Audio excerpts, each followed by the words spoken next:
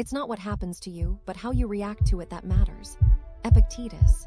Have you ever lain awake at night, your mind restless, turning over every detail of the day? What went wrong? What might go wrong tomorrow? How you might prevent it all?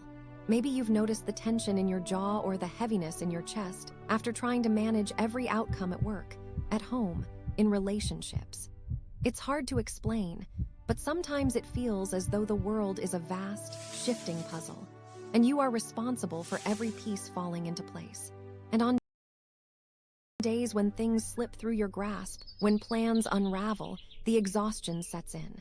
Not just physical, but a deeper, quiet drain. A tiredness that lingers beyond sleep. But Epictetus saw this another way. To him, it wasn't the chaos of the world that wore us down, but our urge to command what was always beyond us.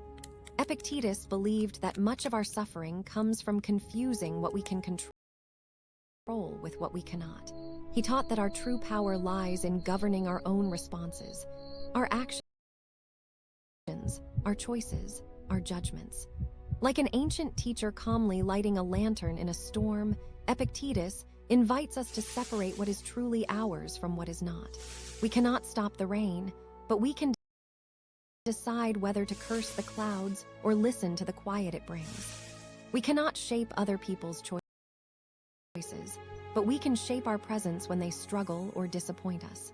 They saw these moments not as failure, but as a kind of invitation to live with less striving, to notice the difference between holding and forcing, between guiding gently and gripping tightly.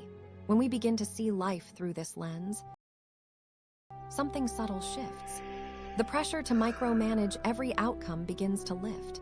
Instead of bracing ourselves against every unpredictable change, we loosen our hold and breathe. Maybe you give yourself permission to let a conversation unfold without scripting every word in advance. Or you accept that a project at work may not be perfect and that your worth is not at stake. Habits change too. You pause more often and ask, is this within my power? You find small moments of relief in simply responding well, rather than orchestrating everything. If this speaks to something in you, consider subscribing.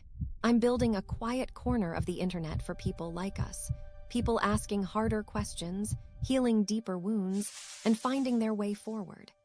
Drop a comment if you want me to explore something specific next. I'd love to hear your story. You don't have to fix everything all at once.